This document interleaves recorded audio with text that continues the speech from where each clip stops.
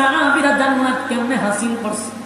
তোমার আর আমার মতো ঘন্টার পর ঘন্টা মোবাইলে টিপা, তোমার আমার মতো প্রতিদিন ফ্রি ফায়ার গেমস খেলা তারা জান্নাত পায় না। তোমার আমার মতো ব্যবসার ওজনে কম দিয়া তারা জান্নাত পায় না। দুর্নীতি আর লুটপাট করে তারা জান্নাত পায় না। তারা ইসলাম নামক বৃক্ষের নিচে শরীরের তাজা রক্ত দিয়া জান্নাত হাসিল করছে। মিষ্টি খায়া জান্নাত পায় না, জান্নাত হাসিল করছে। এই জন্য আমি বলবো মাঝে মধ্যে সাহাবায়ে কেরামদের জীবনী পড়েন, ঘুমন্ত ঈমানটা জাগ্রত হয়ে যায়। মাঝে মধ্যে আমরা শুধু বেলালের ঘটনাই শুনছি যে বেলালের কত সাহাবী দ্বীনের জন্য ইসলামের জন্য জীবন দিছে। জান্নাতি হইতে গেলে আমাদেরও কিন্তু শর্ত আছে না? দ্বীনের জন্য ইসলামের জন্য প্রয়োজনে যদি জীবন দিতে হয় তাহলে জীবন দিতে প্রস্তুত, এটাই হলো তোমার আমার পরীক্ষা।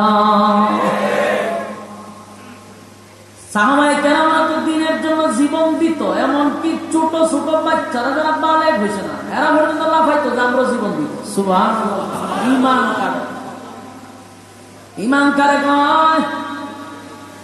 আর আমাদের ঈমান শোনাবো সব দিকে ঠিক আছে, তাসবিহ আছে, 5 ওয়াক্ত নামাজ পড়ে হাজী সাহেব, কিন্তু আমার নবীরে কেউ গালি দিলে হাজী সাহেবের শরীরে কোনো সেট পড়ে না, শরীরের রক্ত গরম হয়। নবীরে গালি দিলার পরে হাজী সাহেবের তাসবিহ আছে, সুবহানাল্লাহ সুবহানাল্লাহ সুবহানাল্লাহ সুবহানাল্লাহ, হারাবি সুবহানাল্লাহ আছে। এদিকে নবীরে গালি দিছে না, শরীরে জজবা নাই। আল্লাহরে গালি দেয় হাজী সাহেবের শরীরে জজবা ওঠে, কিন্তু সুবহানাল্লাহ আছে। এই সুবহানাল্লাহ দিয়ে জান্নাতে যদি যাওয়া যাইত তাহলে আমার নবীর দান্দা উহুদের ময়দানে বাঁধতে হতো না। এই সুবহানাল্লাহ দিয়ে যদি জান্নাত পাওয়া যাইত রে, আমার নবী তায়েফের ময়দানে রক্তাক্ত রক্তে রঞ্জিত হইতো না।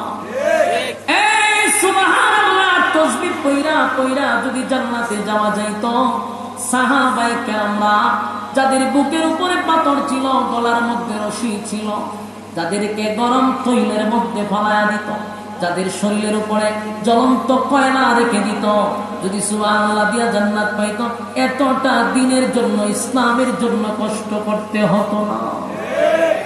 আমার যুবক ভাইয়েরা, সব সুবহানাল্লাহ দিয়া কি জান্নাতে যাওয়া সম্ভব? কথা হয় না? আমার মাঝে মধ্যে কিছু মানুষের ইবাদত দেখলে ভালো লাগে, হাসিও। আমার নবীর গালি দিয়ে আল্লাহর গালি দিয়ে দ্বীনের উপরে ধর্মের উপরে আঘাত আসতেছে, উনি সুবহানাল্লাহ আছে, একটা লই আছে তাসবিহ একটা পাইছে, কতক্ষণ পর হলি সুবহানাল্লাহ। এই সুবহানাল্লাহ তাসবিহ টিপটা রাসূল সাল্লাল্লাহু আলাইহি ওয়াসাল্লাম উনি নিজে 27টা যুদ্ধে তরবারি নিয়ে বসছেন। আমি ওয়াজ করলাম তো আমরা বানাইলে জঙ্গি, যুদ্ধের কথা বলে জঙ্গি কথা বুঝতেছেন? মানুষের ব্রেন এমন ওয়াশ করা করছে যে আমরা যদি ইসলাম কিভাবে কায়েম করলো এই ব্যাপারে আলোচনা করতে গেলে এরা মনে হয় জঙ্গি। আর এরা লাল চামড়া কুত্তাগুলি যে হাজার হাজার মানুষ মারতেছে প্রতিদিন, নিরহ ফিলিস্তিনিরা মারতেছে, এরা জঙ্গি হওয়ার সাহস এদের নাই। বলে পাকিস্তানরা বাইরে না সাবার দাঁত ফেলাই দিব। কোন জানি যে 16 বছর একটা ইতিহাস করে আমরা জঙ্গি জঙ্গি হইল কেন? আমরা দুর্বল। বলুন এই কারণে বলছে, বলুন আমরা কি কলেজ ইউনিভার্সিটিতে অস্ত্র পাওয়া যাইত, তাদের এখানে লাঠি সোটা পাওয়া যেত। আমরা অহরহ দেখছি, পত্রিকায় দেখছি, নিউজে দেখছি, কোন মাদ্রাসা আজ পর্যন্ত কোনদিন অস্ত্র পাওয়া গেছে শুনছেন? তাহলে আমরা এখানে দূরে জঙ্গি কর, কারণ আমরা দুর্বল। কোন কলেজ ভার্সিটির ছাত্র যদি জঙ্গি কইত তাহলে তাফরাইয়া আর হকিস্তানটা পাইলে সব সাবার দাঁত ফেলাই দিল, এলে ডরাই কোনো জঙ্গি হয় না। আর হুজুররা সবচেয়ে দুর্বল এবং নম্রবদ্ধ, জঙ্গি খইয়া এরা মজা পায়, অথচ জীবনে আমরা অস্ত্রই দেখছি, আজ পর্যন্ত অস্ত্র কিরকম দেখতে পারলাম না। এর উপরে আমরা কেন জঙ্গি হয়? আমরা দুর্বল। কলেজ ভার্সিটির পোলাপানের পকেটে থাকে অস্ত্র। 16 বছর দেখছেন না কিলিক এরা মিল্লা মিল্লা অস্ত্র রাখলো, মানুষকে হলের ভিত্তে ভালায় মারলো, এরা জঙ্গি হইতে পারছে কেউ? কেন বলছে না?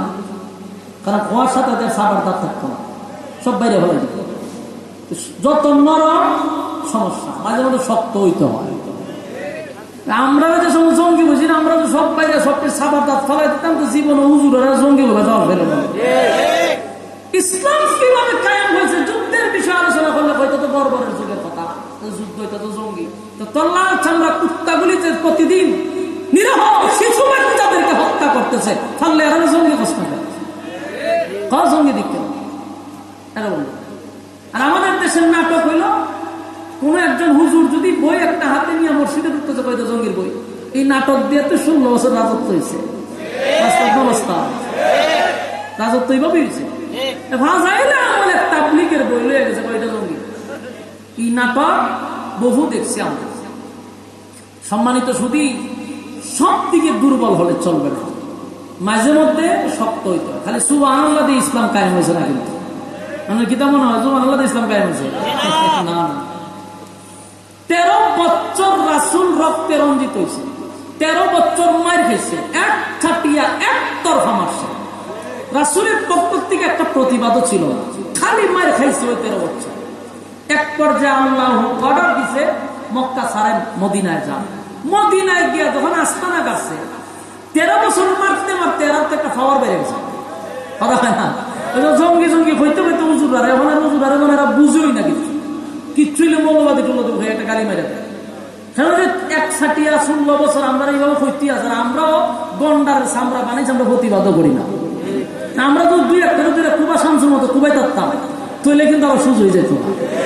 আমরা তো পবিত্র তসবিহ তুলে সুবহানাল্লাহ করে আমরা জঙ্গি ভাবলো সুবহানাল্লাহ সুবহানাল্লাহ সুবহানাল্লাহ, কিতাব ইনসাস আমাদের সুবহানাল্লাহ সুবহানাল্লাহ, কত জঙ্গি বলছে সুবহানাল্লাহ সুবহানাল্লাহ, আর কিতাব বলছে আমাদের সুবহানাল্লাহ সুবহানাল্লাহ 100, তাই না? তসবিহ করা কত নরম ইসলাম। রাসূলের 3টা অধ্যায় আছে, এই 3টা অধ্যায় 3টা কর্মসূচি ভিন্ন ছিল। প্রথম 40 বছরের কর্মসূচি একরকম, 13 বছরের কর্মসূচি একরকম, 10 বছরের কর্মসূচি আবার আরেক রকম। রাসূল যখন মক্কা থেকে মদিনায় গেছে, 13 বছর তো একসাথে মারছে, আর হাত লম্ব হয়ে গেছে মারতে মারতে। মদিনায় যাওয়ার পরে 1000 লোক নিয়ে আবার মদিনায় গেছে, মক্কা থেকে জোর করে মারত। চিন্তা করছেন বিষয়? ইসলাম জঙ্গি নয়, জঙ্গি যারা বলে এরা জঙ্গির গডফাদার। ইসলাম জঙ্গি নয়, এদেরটা দেখার জন্য, এদেরটা ঘুরার জন্য আলেমদেরকে এই অপবাদ লাগাইয়া দেওয়া হয়েছে। বাংলাদেশে যে এত দুর্নীতি হলো, হাজার হাজার কোটি টাকা মাইরা বিদেশ পাচার হইতেছে, এর মধ্যে কয়জন মৌলবী আছে যারা আমাদের গালি দেয়? জুতা না ফিরাইলে তো লজ্জা লাগে না আমার, এরা কয়দা 100 জুতা বাড়ি দিল তো শরীরের বেদনা বলতো না, যে তোরাকে হায়া লজ্জা শরম বলতে কিছু নাই। এই 16 বছরের থেকে 10টা টাকাও কোনো আলেম দেশের বাইরে নিছে না, কথা বল না নিছ তো তোরা।